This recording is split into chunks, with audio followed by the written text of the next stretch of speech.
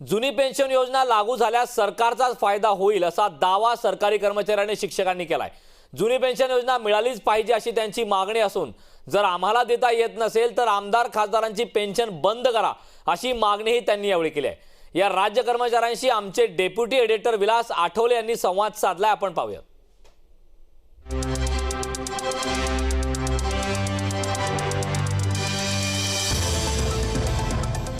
जुनी पेन्शन मिळावी म्हणून हे सर्व राज्य कर्मचारी जे आहेत ते रस्त्यावर उतरलेत। इन्क्लाब जिंदाबाद अशा घोषणा होत आहेत।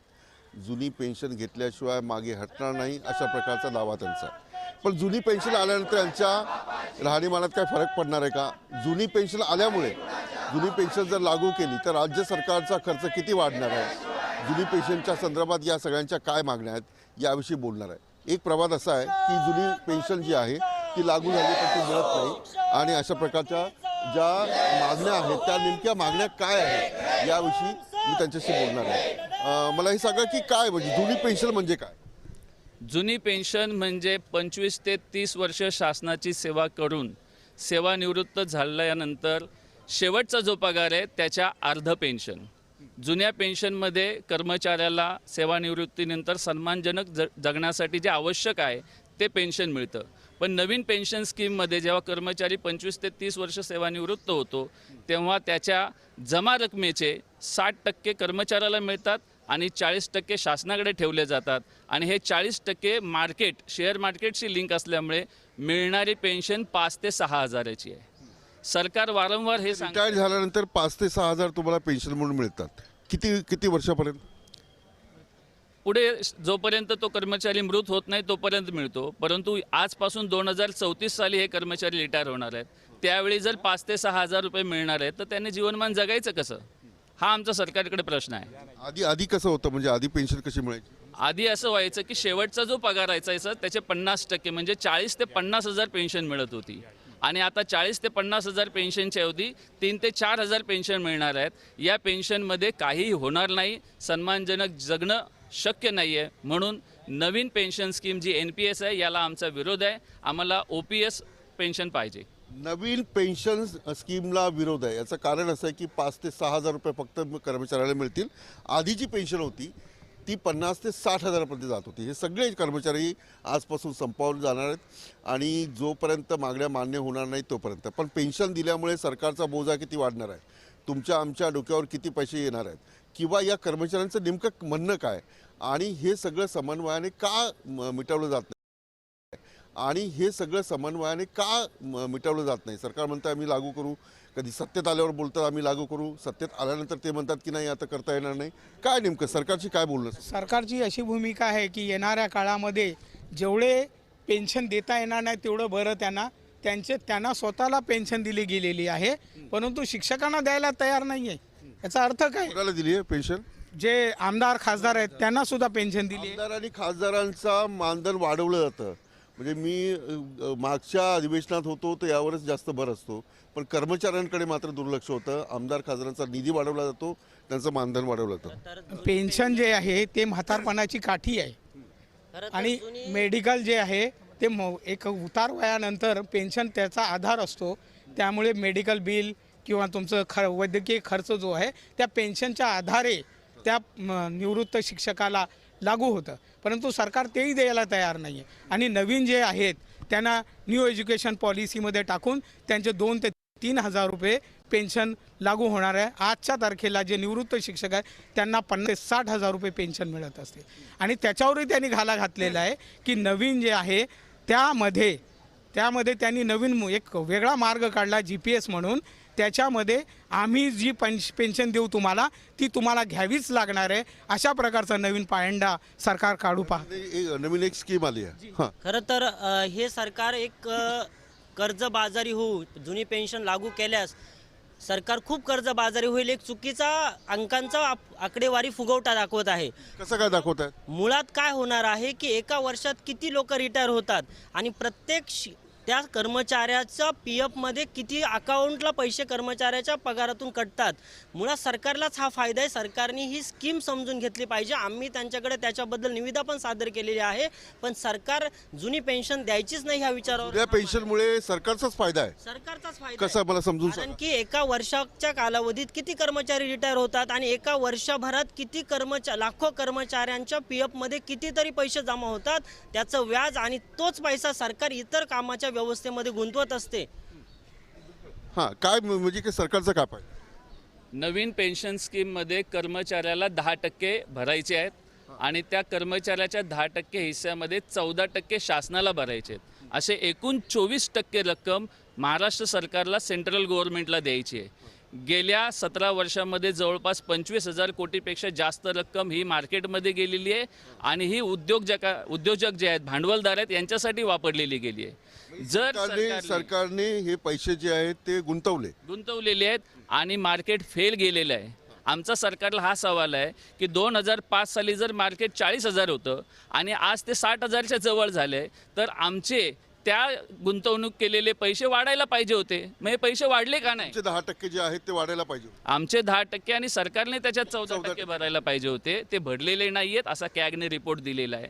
कॅगने रिपोर्ट हा दिला आहे की 15 वर्षानंतर NPSमध्ये सेवानिवृत्तीनंतर गॅरंटेड पेन्शन देण्यासाठी फेल झालेलं आहे. म्हणून आम्ही सरकारला पर्याय काय दिला आहे की आमचं तुम्ही PF अकाउंट उघडा, त्या PFमध्ये दरवर्षी साधारणपणे 12% रक्कम आम्ही सरकारला देऊ आणि यामध्ये सरकारला विकास कामासाठी निधी उपलब्ध होईल.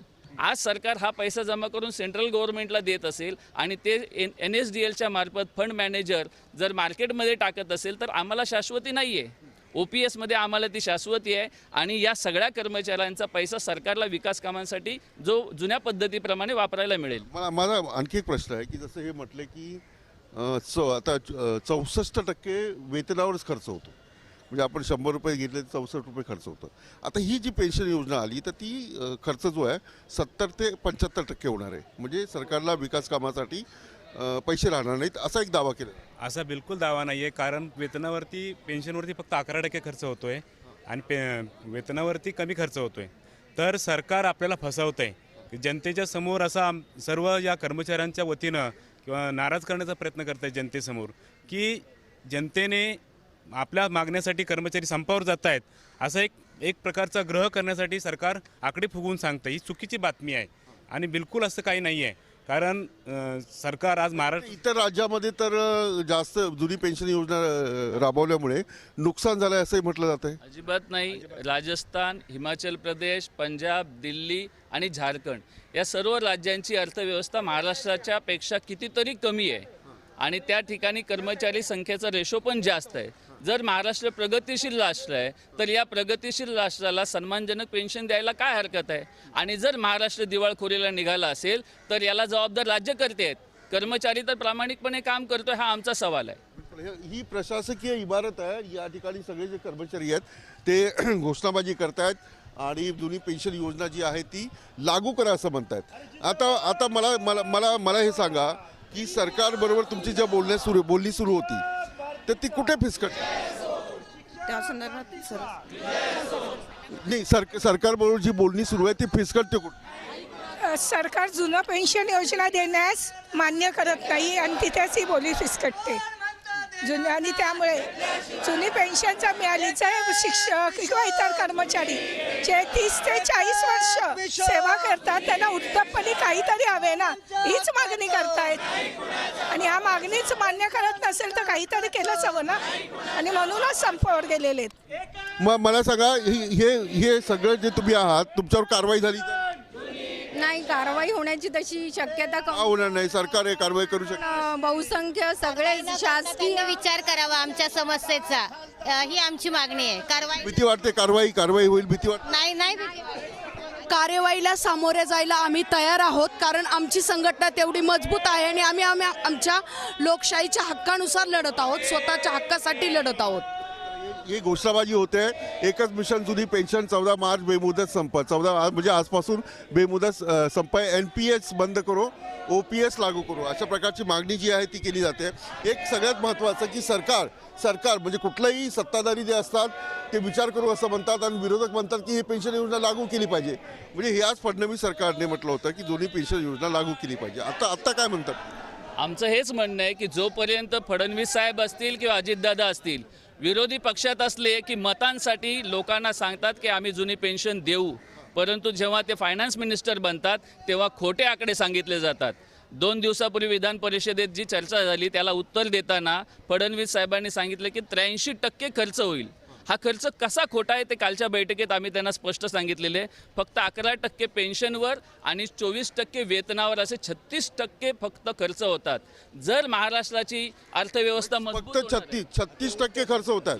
नाही पण 64% हा प्रशासनावर खर्च होतो. त्याचं काय? प्रशासनाच्या इतर बाबींचा खर्च याच्यात टाकला जातोय, विकास कामाचा खर्च याच्यात टाकला जातोय आणि शासनाने जे कर्ज घेतलंय त्या कर्जावर जे व्याज द्यावं लागतंय ते याच्यात टाकलं जातंय. मला सांगा की सरकारबरोबर बोलणी सुरू असताना विरोधकांची भूमिका कशी असते आणि सत्ताधाऱ्यांची कशी असते? अनेक वेळा विरोधात असेल तर ते सरकारी कर्मचाऱ्यांसोबत असतात, परंतु सत्तेत गेल्यानंतर आपण जे वादे करून सत्तेवर येतो ते सगळे विसरतात.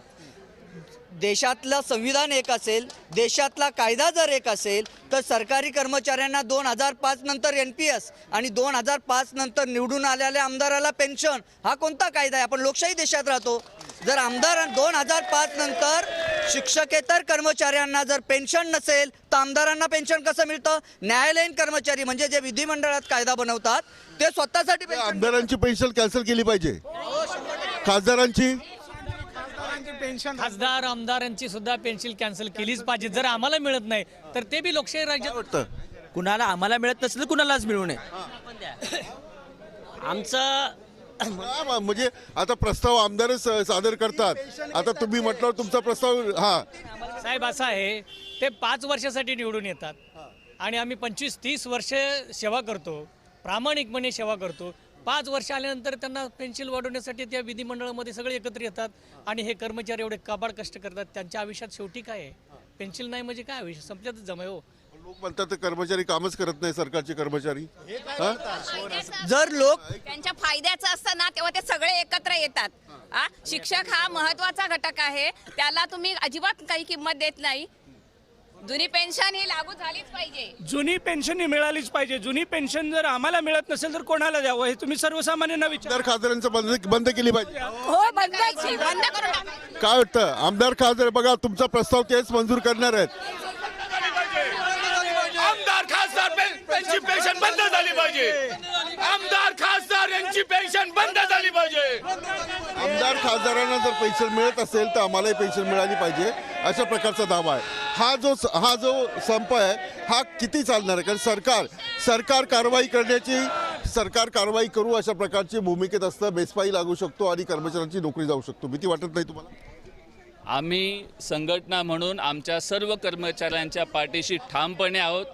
यापूर्वी आमच्या आंदोलनाला 54 दिवसाच्या संपाचा इतिहास आहे आणि या इतिहासातून लढून आम्ही आमचा सन्मान मिळवलेला आहे.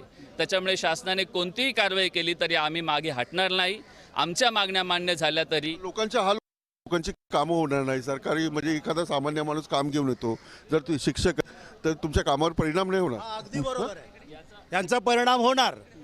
पण हे जे ते सत्तेमध्ये आपल्या खुर्च्या उभवत बसलेले आहेत ते 3-3 पेन्शन घेतात. नगरसेवक झाला पेन्शन, आमदार झाला पेन्शन, खासदार झाला पेन्शन आणि एकच जर माणूस तिन्ही पदं भूषवलेली असेल तर 3 पेन्शन घेतो. म्हणजे तो साधारणपणे महिन्याला 3-3.5 लाख पेन्शन घेतो. आणि हे कर्मचारी जे आहेत हे कर्मचारी मात्र इथे 30-30, 35 वर्ष काम करतात, त्यांना पेन्शन नाही.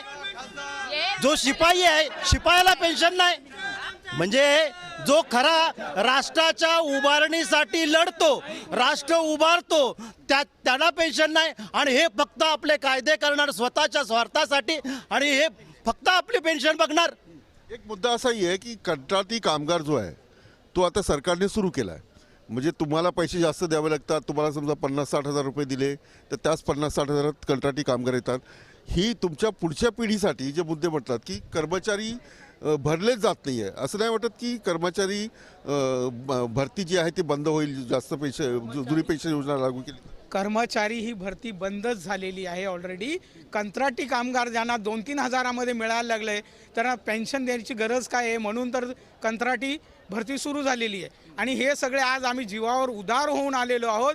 सर पे कफन बांध कर आए हुए याच्यासाठी की आम्हाला आमची पेन्शन मिळालीच पाहिजे, हा आमचा हक्क आहे.